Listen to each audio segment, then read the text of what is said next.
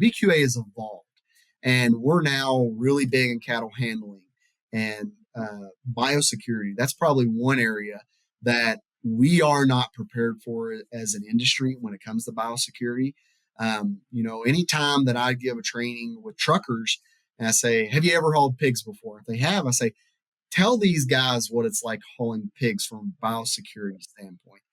And, they go through everything I want them to talk about. They got to wear new coveralls, have clean boots or booties on. They're not allowed out of the truck on some operations. Mm-hmm. And when they say that stuff, and the big thing is cleaning trailer between every load. That's a biggie, right? And so when they get to hear that, I say the beef industry ain't like that now. But if we have a foreign animal disease such as foot and mouth disease come into the United States and impact our cow herd, that's what we're going to see. We're going to see those type of biosecurity measures being implemented in order to protect the herd as best we can.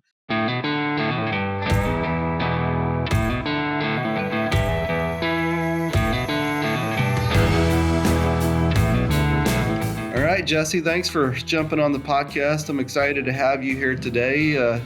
I've known Jesse for quite a while. He's a colleague of mine when I was on faculty at University of Nebraska several years back. And we even go back a little further than that.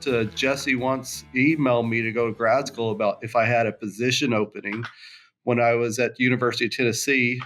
And lucky for Jesse, because how his path took from then, I didn't have a position, and it ended up very well for Jesse. And Jesse, thanks for coming on the podcast. Once we get started, go through that path of, how you grew up and how you got involved in ag, and then how that led you to where you're doing today, and what is your role today with University of Nebraska? Yeah. So growing up, I'm from northeastern Kentucky, Lewis County, Kentucky to be exact. My grandparents on both sides of my family were in the ag industry, heavily involved in either raising tobacco, dairy operation, beef cattle operation. And then my uncle, he was actually pretty big in the horses there for a while as well. Coming from Kentucky, it makes sense, right? Mm-hmm. Yep. With my family, we didn't really have the land to really have cattle or anything like that. We always did raise a beef calf every year. That was something that probably started to pique my interest in agriculture, I would say. And then we were surrounded by cow-calf operations. My mom always makes a joke with people when people ask about what it was like with me and my siblings. I have two other siblings growing up. And she would say, my brother, who's older than me, he was always in front of a video game. My sister, who's younger than me, was always had her head buried in a book reading. And then Jesse, we never knew where he was. And that's because I was always outside. I was gone, and I would not show up until after dark. And usually I'd come in on a bicycle holding a flashlight.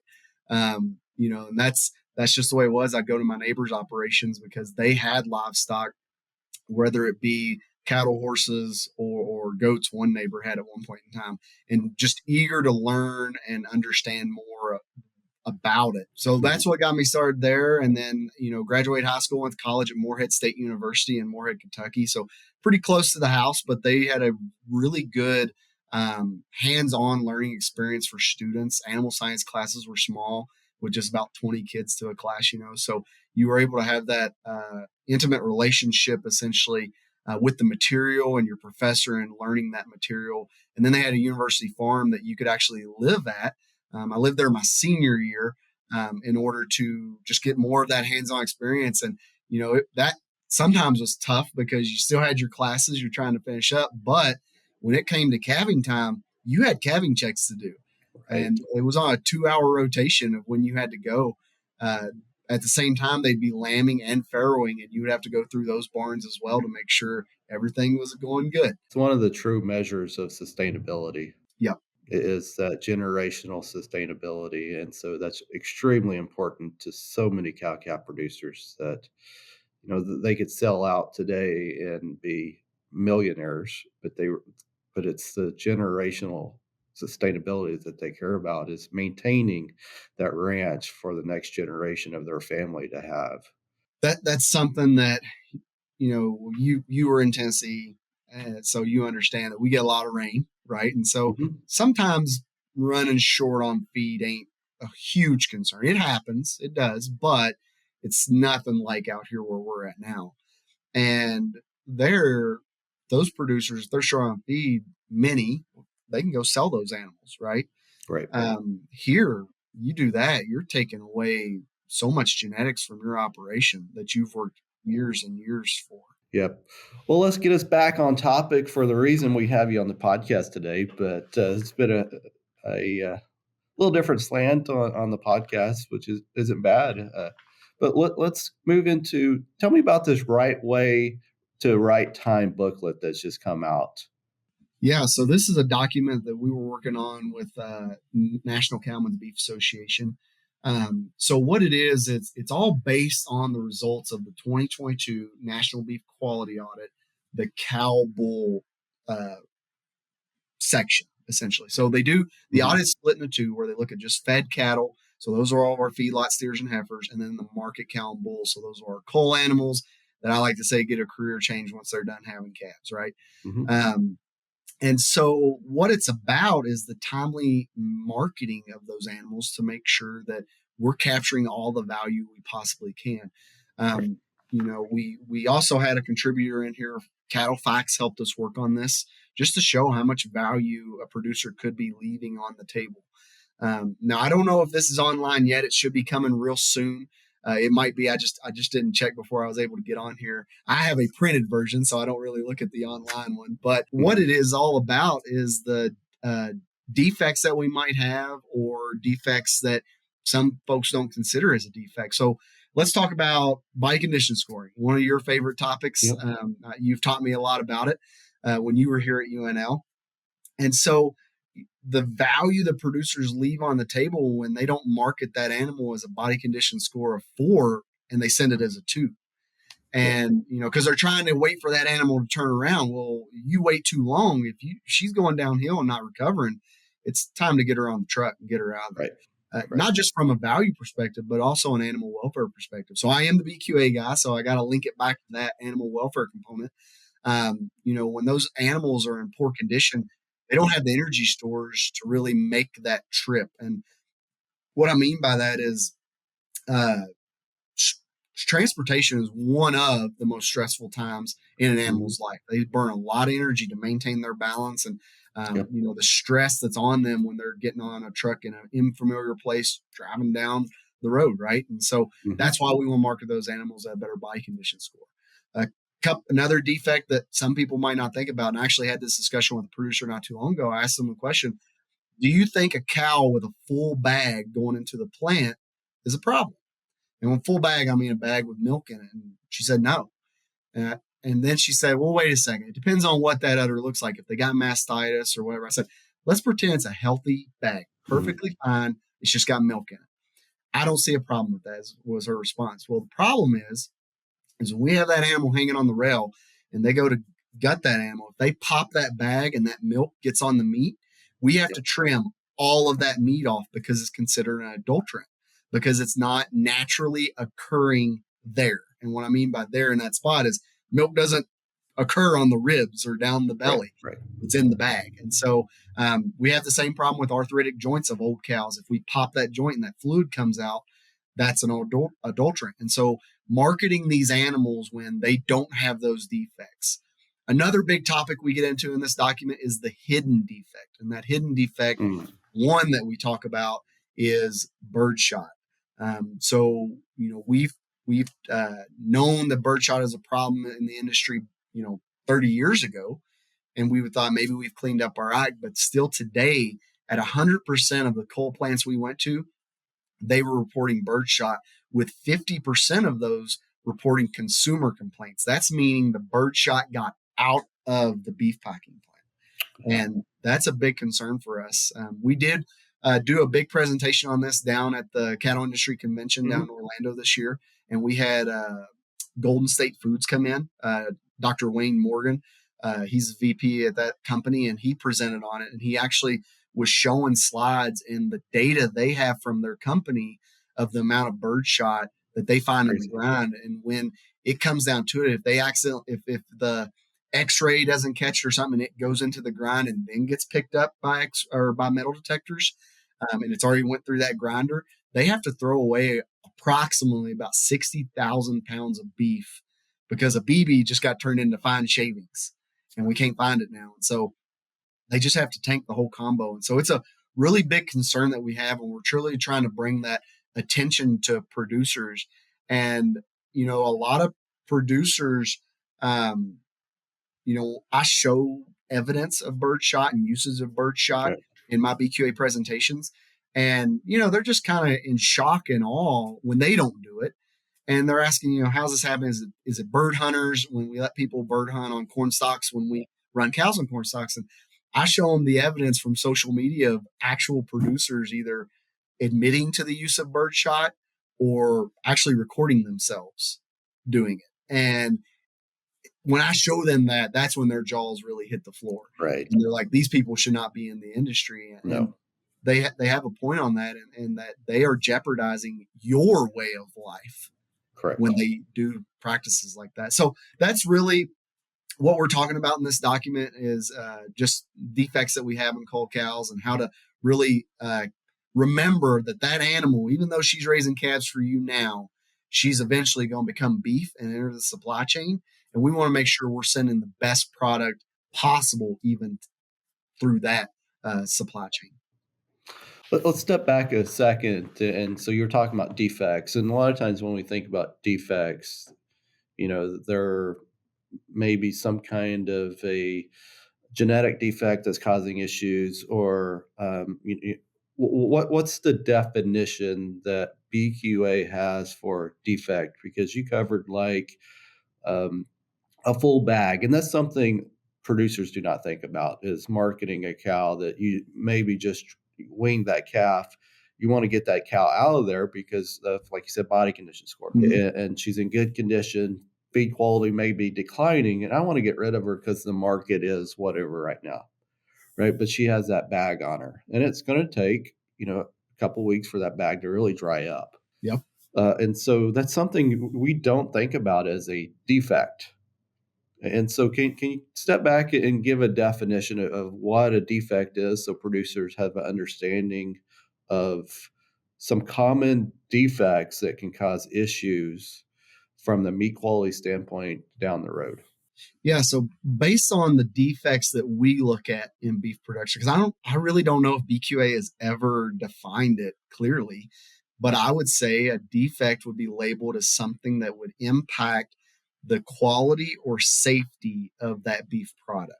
Or quantity, right? Or quantity, exactly. Because, we talk about bruising a lot, right? And that in the National Beef Quality Audit, the quantity of that defect is really attributed to how big that bruise is. So in 2016 was the previous audit, our bruising, it was, I think about 40% of carcasses had bruises on them.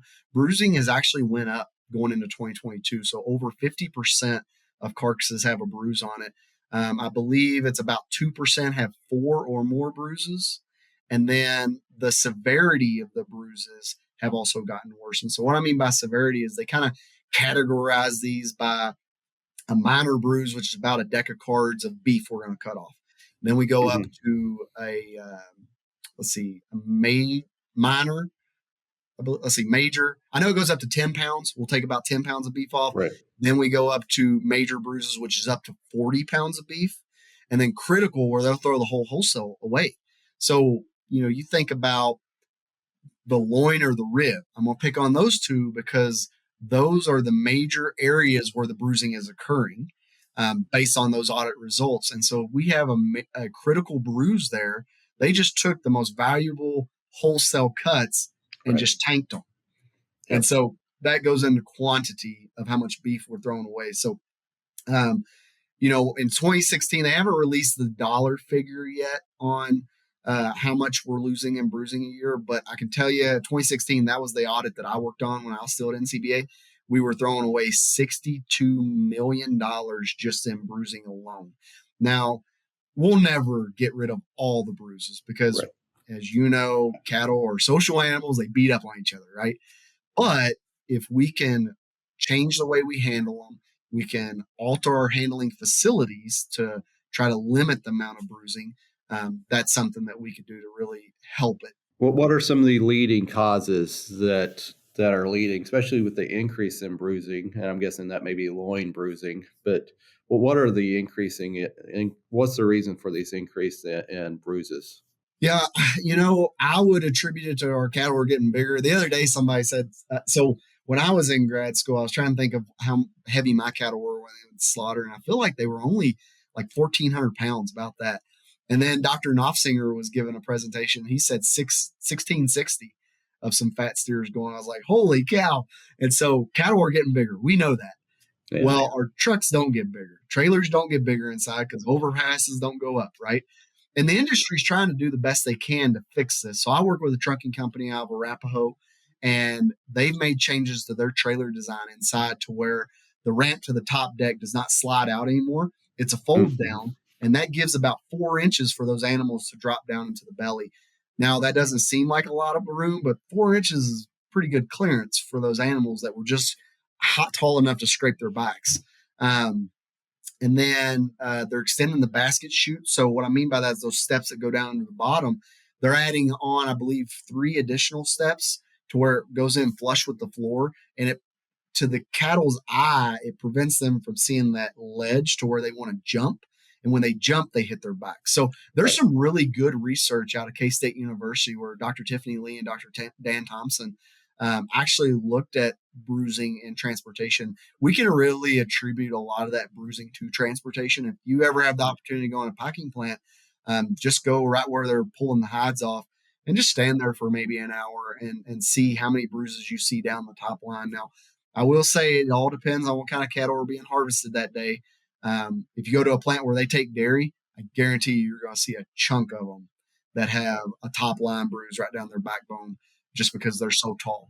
So that's where we're really seeing a lot of that bruising. Primarily, they're coming off of cattle that were in the belly of the truck and jumping down into the belly instead of maybe walking and so and I think there's been a push for, like you're talking about the trucking company for Arapahoe. I think, isn't there been a push of updating trucks entirely across the United States because of the research by BQA and these audits of showing where this bruising is occurring at?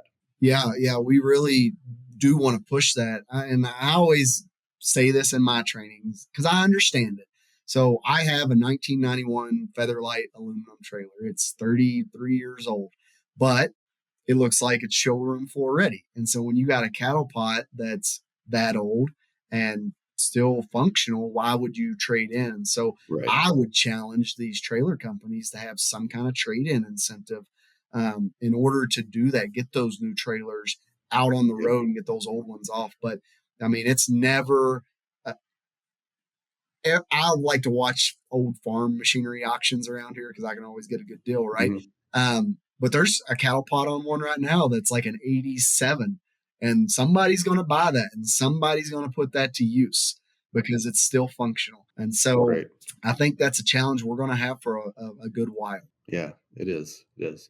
And as long as cattle keep getting a little bit bigger. So that's probably not changing anytime soon either. So yeah, no, I don't see that. So tell us about your role with Nebraska Extension and what you do with Extension, but also with BQA. Yeah. So I am the BQA state coordinator. So Beef Quality Assurance Program has been around for 80 years. It all really started back when we were having a problem with violative residues. So you give an antibiotic or you give some vaccines or pour on, some of those products have withdrawal periods. And if you don't wait for the withdrawal period to pass and you market that animal, you're going to send up a violative residue at the packing plant. During that time when that was happening, USDA Food Inspection Service was actually going to start releasing more government regulation on producers to prevent this from happening. And so I don't know what that would have looked like back then, but we had some veterinarians actually here in Nebraska and some feed yards kind of step up to the plate and say, let us figure this out on our own. Let us try to figure out our own problem. And they developed a quality assurance program at that time that became the backbone of BQA. So a lot of people, when they think of BQA, they really think that is just those violative residues and records, and then shot placement, moving those shots up to the neck to prevent those injection site lesions. Because anytime you give a shot, you leave a lesion behind. That is any product. So for the cow-calf folks listening that might AI their cows, move your shots up to the front. Don't give them back there in the round. And it does not increase the efficacy of giving that prostaglandin back there in the rump. Yes. The comment that I hear frequently is, I give it back there because it's closer to the ovaries. Well, we need to have an anat and phys class on here, Travis, maybe, so people can understand that it's all up here in the brain, right, where it all starts. So, but I've had producers tell me that, no kidding, and I don't want to laugh in their face, but I do want to educate them, and so we do have that conversation. But so that's what a lot of people think BQA is those things. Well, BQA is evolved, and we're now really big in cattle handling and biosecurity. That's probably one area that we are not prepared for as an industry when it comes to biosecurity. Anytime that I give a training with truckers and I say, have you ever hauled pigs before? If they have, I say, tell these guys what it's like hauling pigs from a biosecurity standpoint. And, they go through everything I want them to talk about. They got to wear new coveralls, have clean boots or booties on. They're not allowed out of the truck on some operations. Mm-hmm. And when they say that stuff, and the big thing is cleaning trailer between every load. That's a biggie, right? And so when they get to hear that, I say the beef industry ain't like that now. But if we have a foreign animal disease such as foot and mouth disease come into the United States and impact our cow herd, that's what we're going to see. We're going to see those type of biosecurity measures being implemented in order to protect the herd as best we can. So that's something we talk about now big time. And just to get producers aware, because it's going to be so detrimental to the industry. Yeah. We cover still the herd health stuff, still handling vaccines properly and making sure they, that way we protect the efficacy of that product. I did a BQA the other day, and I had a 6th generation rancher who was in his 80s come up to me and say, mm-hmm. I did not know that you could overshake a vaccine. And I was like, yes, you can completely destroy that vaccine if you overshake it, because he's used to when you mix, you need to shake it well to make sure it's mixed up good. Well, he didn't know that he could actually destroy his vaccine by overshaking.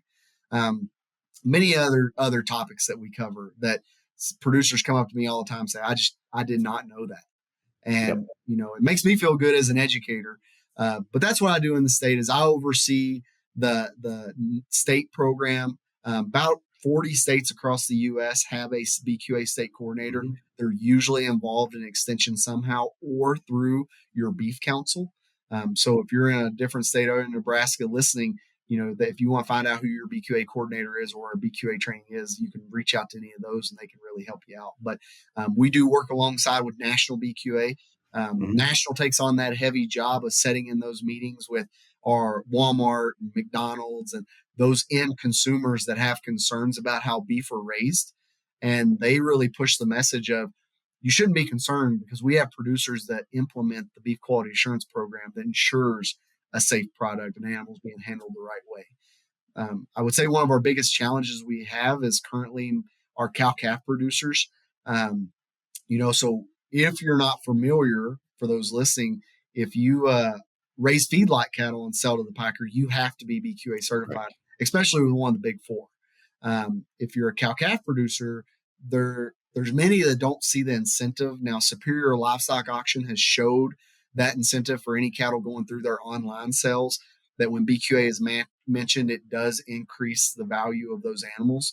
But at your local sell barn, no one's really dug deep into that data or collected that data and to really tell. And so there's cow-calf producers who don't see the value, and so they don't do it, and they don't see a reason why. Well, today I'm going to tell you why, but to tell your story to that end consumer of how you raise your cattle, and they don't need to worry when they take that beef to plate when they're feeding it to their families. What's the process for someone, let's say not in Nebraska, but outside of Nebraska that may be listening? What is the process that they can go through to get certified? And so, because each state, like say there's 40 states that have programs. So what if they're not in one of the 40 states, or just in general, what's the process that they can go through to be certified? Yeah, so it's pretty easy. So I'm going to give you the generic website of bqa.org. That is the national website. As soon as you pull that up, there's a button that says Get Certified. You can click it and you can choose between in person or online. So the benefits of in person is you do go to a classroom and you get to be able to ask your questions to someone that is a professional in the beef industry to answer for you. And the great thing about them is if they don't know the answer to your question, I guarantee you they know someone that does. There's been many times where I get questions that I don't know the answer, but I have resources like all of our specialists that we have at UNL and our vet specialists that I can reach out to and ask those questions. So that's why I always push in-person learning first off. But for those states that don't have a BQA program or states where maybe their program isn't as strong as one like Nebraska, where we have lots of trainings because of the number of producers we have all across the state, you can go online. The good thing about the online is it's available 24/7, absolutely free. You can sit down, start taking the courses, get up, walk away, go eat dinner, and come back, right? Or you can come back 3 days later and finish. It keeps track of where you're at, as long as you remember your login information, right? So, but it is a valuable resource that you can use. Oh, great. And there are some schools now that have kids in, middle school, high school that are going through this process as well, which I think is tremendous for the industry that we're get them at that younger age. Yes. Anytime a college or university reaches out to me or high school to come and talk about BQA, I jump at the opportunity because we all know this. We all know that as we get older, we get set in our ways, right? Mm-hmm. And the whole thing about the industry and BQA is we need to be progressive and change how we do things. There's things that we were doing in the 80s that we didn't realize was a problem. And now we know that. And so we need to fix that problem. And so when I get in front of these kids, I'm able to tell them that, BQA didn't have this back in the 90s, but we have it today because we found out in the 2000s that we had a problem. Mm-hmm. And this is how we fix the problem. And so opening their minds to always being open. And so I always end my presentation with a slide that says the 7 most expensive words in the business are we've always done it this way. Yep. And really getting them to open up their minds that, yeah, we've always done it this way, but maybe we need to change our ways or always be open to changing. And again, it goes back to what I said at the beginning about, me and my career path is you can always go back. If it's not working or it's not beneficial in your operation, you can always go back to the old way. What blows my mind is we have producers that are willing to experiment with the latest feed additive or implant or medicine, a vaccine, but they won't experiment with a different production practice that could benefit the welfare of that animal. Maybe they don't see the dollars of it, but what they need to remember is the dollars of it is that cow's taking care of you. She's paying your bills. You owe her the respect as well to take care of her. And so that's actually something we quoted in our latest document of Right Way, Right Time is she's done taking care of you so long, you take care of her now. One thing that comes to mind on that side that producers don't always see the dollar benefit or don't think they see is preconditioning calves. Yep. And so to me, that is a no-brainer. If you're setting up that calf from a health standard of welfare moving forward. And so even if we don't always get that premium for it, it is part of the industry of doing the best of increasing the health and welfare of that calf post ranch. Yep. And that's sometimes hard for a producer to see and value, that as their operation. So for any cow-calf producer listening, I have set at Torrington Livestock, Ogallala Livestock, these operations sell. I mean, it's nothing for them during the fall run to have 4,000 head they're running through a day at those cells. So millions of cattle go through those cell barns. Yep. If you precondition your calves and you have them set up and the feed yard that purchases those calves, they excel when they get to the feed yard, the next year, you're going to have buyers fighting over your calves when they're bidding.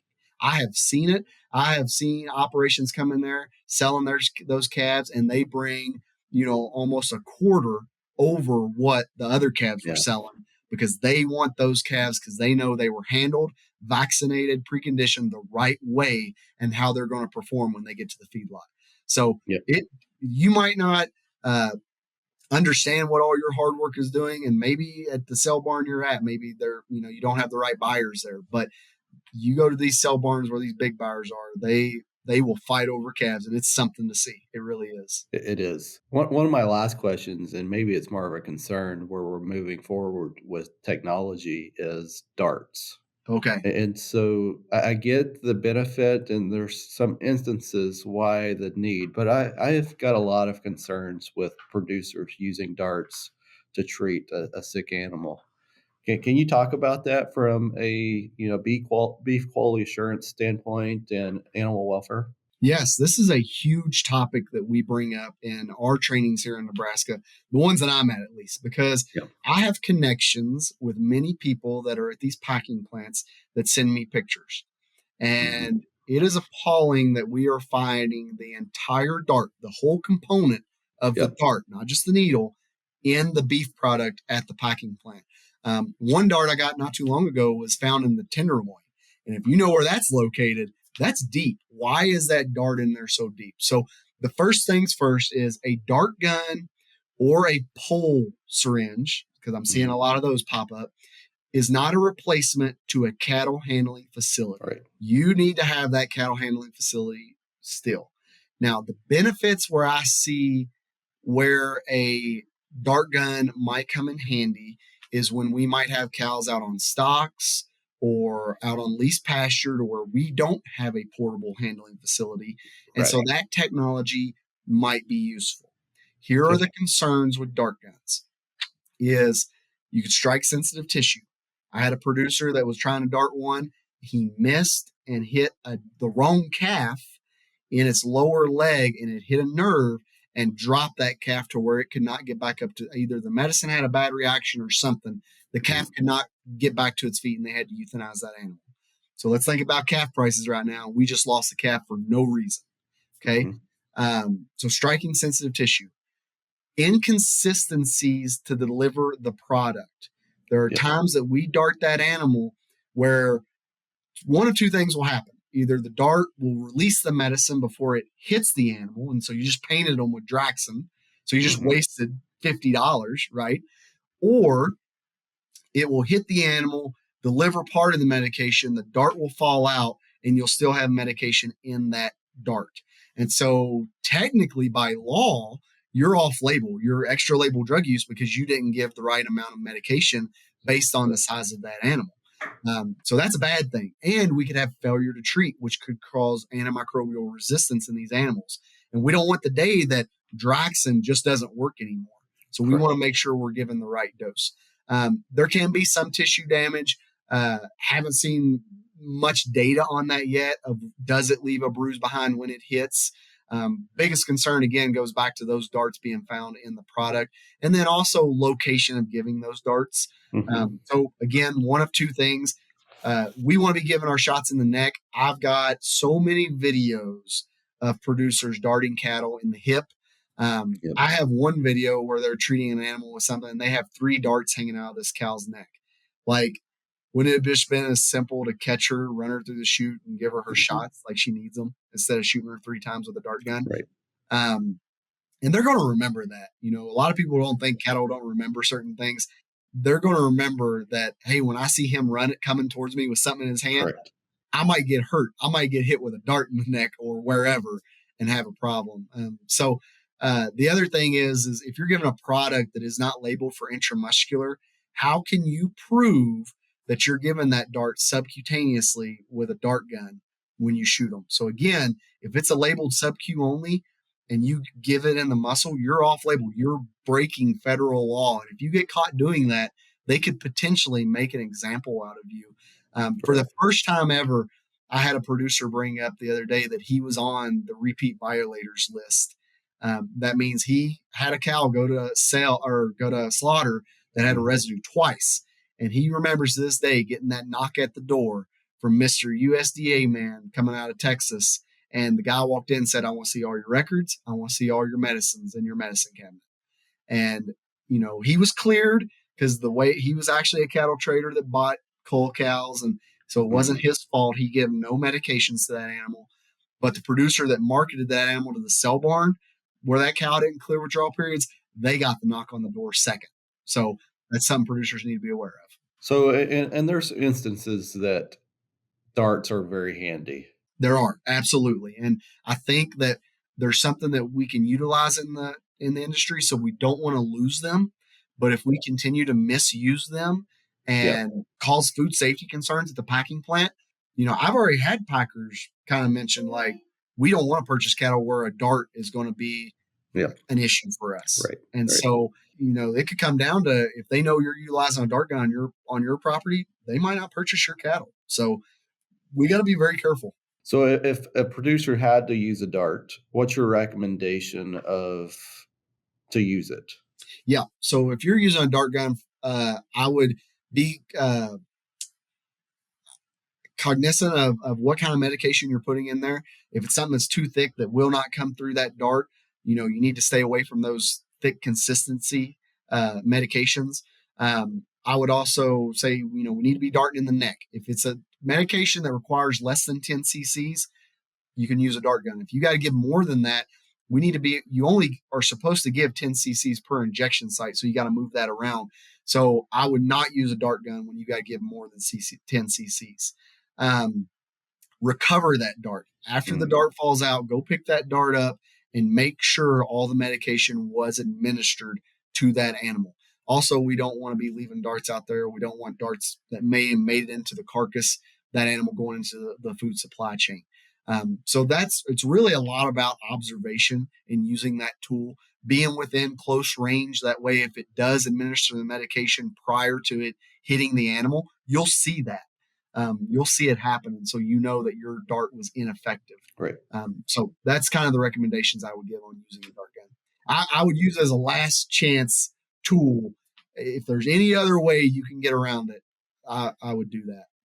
Good. No, those are great recommendations. It's time for our famous three. Virbac, committed to growth. As fellow cattle professionals and veterinarians working with herds around the world for over 50 years, we know the challenges you face in the unpredictable world of caring for cattle. That's the Virbac difference. Whatever your herd size may be, we offer a new approach to cattle health, one driven by passion, knowledge, and genuine understanding of your needs. Our products are backed by on-farm research to ensure they help you thrive in the real world. In everything we do, we are dedicated to supporting you and the well-being of your cattle for generations to come. For more information, visit vet-us.virbac.com/cattle or see your Virbac representative. So, Jesse, to wrap us up, I've got 3 questions for you. Okay. And so, what is your go-to beef-related resource book that you go to often? I'm going to cheat here and say Google Scholar. I am in so many different types of information that I'm looking for that not one resource meets my goals. And so, and then not just one journal meets my goals. So, it'd be easy to say Translational Animal Science or Journal of Animal Science, but, I got to know what's all out there, because when we set something in BQA, that's another thing that should be mentioned, is BQA isn't just stuff we pull out of the air. It's something that we've either observed a problem with in the industry, or it's backed by peer-reviewed science coming from a university. So we just don't make up the guidelines in BQA. It has to be supported by science. So I'm going to go with Google Scholar and type it in whatever I'm looking for and whatever article it throws at me. No, Google Scholar is a great resource for searching for certain published papers across multiple journals at once. Yes. So what's your favorite book or resource that you highly recommend people read, visit, that's outside of ag? So I have to travel across the state a lot, and I got really big into listening to audiobooks on tape. And probably I wouldn't say this is a resource, but it's just a story that I feel like everyone needs to hear to truly have an understanding of perseverance. And that would be Lone Survivor, the Marcus Luttrell story. If you haven't listened to that one on tape, it is, I mean, you can read it, sure, but hearing it being read to you, it is something that's just crazy. I know he does several interviews as well that you can go and watch and hear him telling the story. and it'll get your heart racing, Right. what Right. he went through when he was overseas. And they made a movie on it. And if you've seen the movie, you haven't seen anything. You need to listen to the book, because there's so much the movie misses. Oh, that's great. And lastly, in your opinion, what sets apart someone that's successful in the beef industry or ag in general? Yeah. The successful versus the unsuccessful, we've talked about it many times in this podcast, is having an open mind, Mhm. being willing to learn, being willing to discuss new ideas, not sticking your head in the sand and being blunt on something. You need to Right. understand that, the things that we knew 10 years ago are different from what we know now. We are continuously progressing, and you should continuously progress on your operation. I often hear some producers say, we're putting certain people out of business and these guys keep getting bigger. Well, the guys that are bigger, they were small ranchers at one point in time. They Mhm. continued to be progressive, and that's why they got bigger, because they are running their operation as a true business and understanding that we got to adopt and implement new ideas to make us better. And so that's what I would challenge any producer is, um, be open-minded. Now, I know that open-mindedness sometimes comes with dollar bills, right, tied to it. But that's what you got to look at. You got to look at that cost benefit analysis. And, sometimes when it comes down to it, I was discussing with a producer about a mineral program and implementing something like that. And I said, well, don't give it to your whole herd, because they're pretty big. I said, separate your herd. You've got different pastures out here. You've already got them separated. Feed them to those animals and see what happens. You're not having to buy as much, and you can see if there's a change. And then you can decide if you want to implement it across to the whole herd. So you could always do a subsample of your operation to tell if you really want to dive in to that big investment. Yeah, being open-minded and willing to make changes and listen is crucial. And so many times we get stuck in, as you said earlier, is we've always done it this way. Yep. I've heard people say, with this increase in technology and beef production today, I've heard producers say in one mouth, say technology is bad and it'll never be adopted. And the next second they'll say how much reproductive technology has helped their operation. Mm-hmm. And so the willingness to adopt and be an early adopter, not too early of an adopter sometimes, can make tremendous impacts on production and sustainability of their operations. Yeah. And so I think that's really important is be willing to listen, to change, because we don't always do things correctly. It's just we've always done things. Right. I'm gonna get off topic of cattle real quick. So my family, my father-in-law, they have sheep, and when I showed up to the family, I was like, I'm gonna run these animals like they're cows. I mean, they are a ruminant, so we're just gonna do it this way. And Yeah. with what we have implemented and brought into the flock through some of my experiences and being open-minded, bringing the latest science, when we sell lambs over in Fort Collins, we set the market when we take ours over there, just because we've changed so many things and the Yeah. growth rate of our animals and what they look like. It's just, but again, that's being open-minded. And there's been times that he's questioned me on certain things we were doing, or I've made him work a little harder than we normally had to. Um, Especially when it comes to like putting cedars in and getting them all synced up to where we have a lambing window. Right. We're lambing over 150 ewes in 25 days, where it used to be it took them 3 months. And we've tightened it up so when all of our calves show up or all of our lambs show up to the sale, they all look the same. Uniform. Yeah. Uniformity. Well, thanks, Jesse, for taking the time, jumping on the podcast. Really enjoyed talking to you about your experiences, what you're doing. You've done a tremendous job in Nebraska with BQA, and you've had a lot of producers in the state win awards. I believe you won award yourself. I haven't won one yet. We've No. I can't wait till it comes. This year we did win 2 more. So as of right now, There you go. Nebraska has the most national beef quality award recognition in the nation. So we're leading the pack. Great, and I'm sure you're having a big impact on the reason why. So thanks for jumping on, and we appreciate your time. Thank you for having me, Travis. It's great to be here.